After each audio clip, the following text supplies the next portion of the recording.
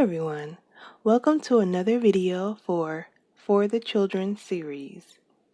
About a month or so ago, me and my youngin were invited to be part of a pilot program by an organization that supports self-care, mental health in our local BIPOC community.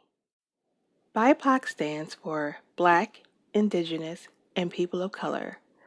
BIPOC has become a more popular term, particularly in activist circles, as folks have come to find the word people of color to be too broad and problematic, as it lacks acknowledgement of the unique oppression faced by Black communities and that anti-Blackness can also be an integral part of other communities of color.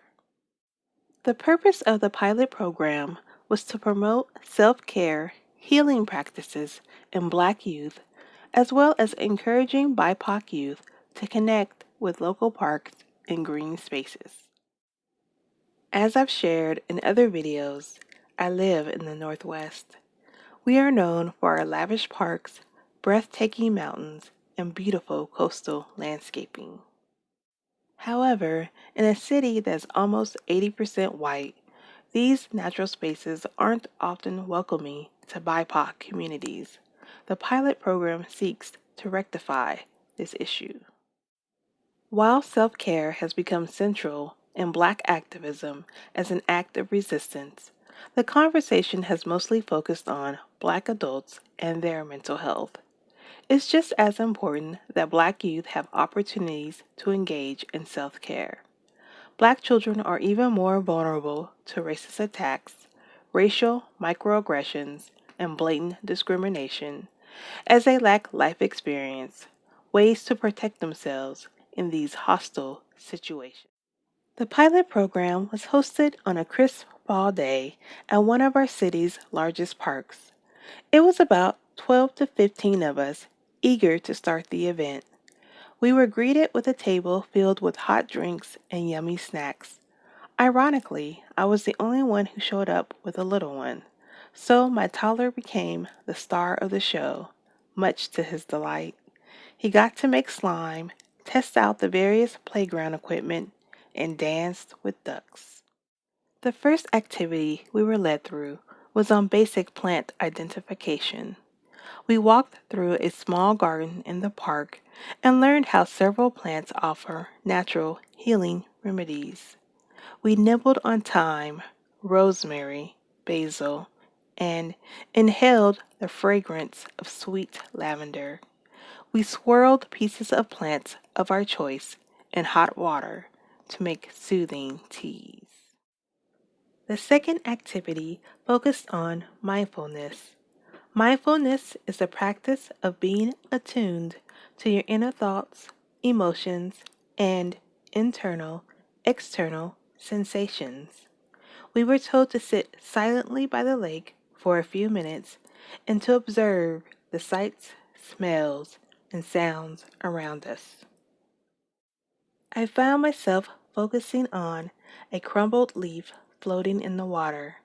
I could hear the chattering of ducks and smelled the threat of rain in the air. Mindfulness can be a hard activity to do because it requires stillness in oneself, but it's a great way to regroup, relax, meditate. We ended the day reading a mini-zine on self-care. The idea was to give these to the BIPOC youth so they can have a little booklet on ways to cope in stressful situations. By using these self-care methods, including creating or listening to music, taking a bath or shower, dancing, eating, or sleeping. I was happy to be involved with the pilot program and look forward to the final version of this event in the spring or summer. It made me realize we can never stop building the self-esteem of our youth and encouraging them to connect to the world around them. Before I let you go, I would like to leave you with the words of the late and great Whitney Houston. I believe the children are our future.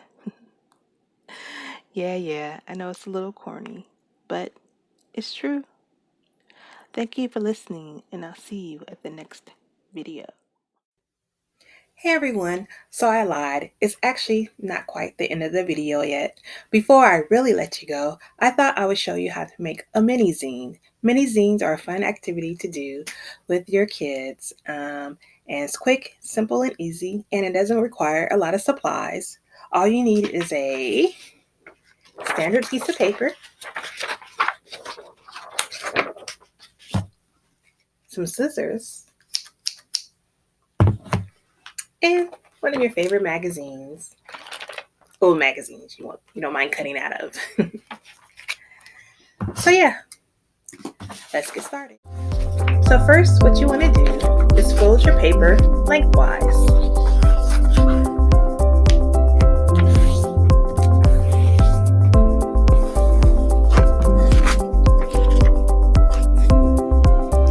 Then you want to fold your paper widthwise.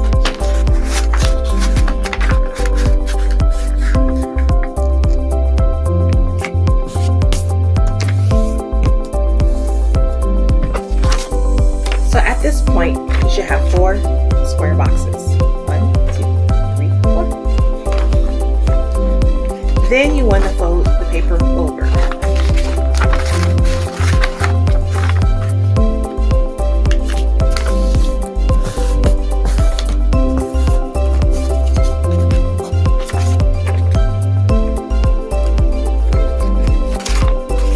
Then you want to fold the paper under.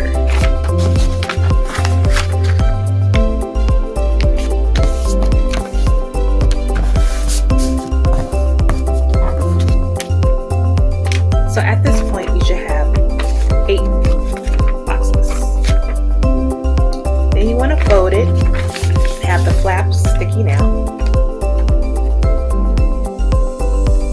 And then we want to cut to the center of the paper.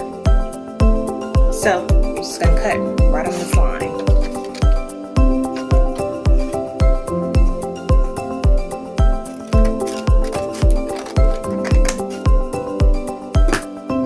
So you should have a slit in the middle of your paper.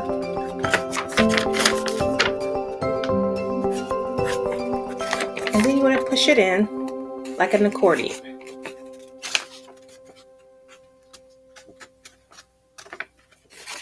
Just fold it. That's where it gets a little tricky. You may have to try it a couple of times. It's actually been a while since I've made a mini zine, so I had to practice for a little bit, and it's still coming out a little crooked. But practice making them. It's pretty simple to do, so it's perfectly straight. But yeah, there you go. You have your little mini zine, and so you should have 8 pages. 1, 2, 3, 4, 5, 6, 7, 8. So this would be your cover, this would be your back. And so yeah, you could do anything with it. You can draw, you can write poetry, you can use your magazine and cut out images, words, make a little collage magazine. This is Essence, it's Sierra on the cover, who's my girl crush.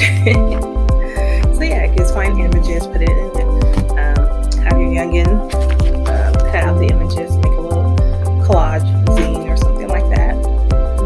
And then they can make copies of the zine and give it to their friends or family. It could make a great Christmas gift. And then you just have something like this. So this is actually the zine I got. Sorry, I got some hair in my mouth. This is actually the zine I got when I did the pilot program. The intern, she made it on self-care that they're going to give to the kids. And so yeah, you see the cover. I think her friend made the cover for her. Then inside she has instructions on how to make slime.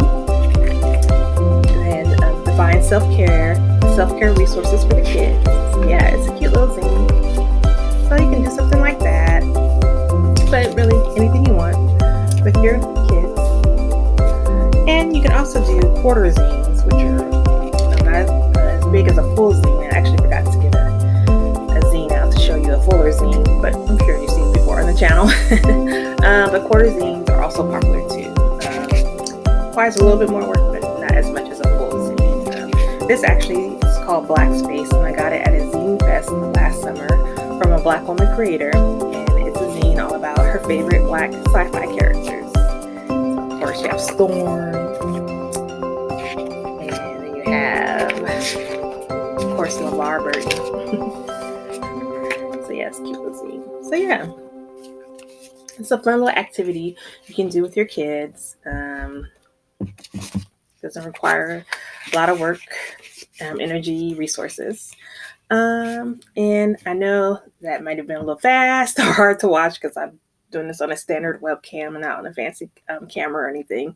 So I will put links in the description box on ways you resource links. Sorry, my youngin just woke up, and so I'm like, shh, don't say anything. Resources you can that will show you how to make mini zines, as well as I believe I have a PDF of step-by-step instructions of how to make a mini zine. So I will post that in the link too. So yeah. I hope you enjoyed this video, and I will see all y'all at the next one. Bye-bye.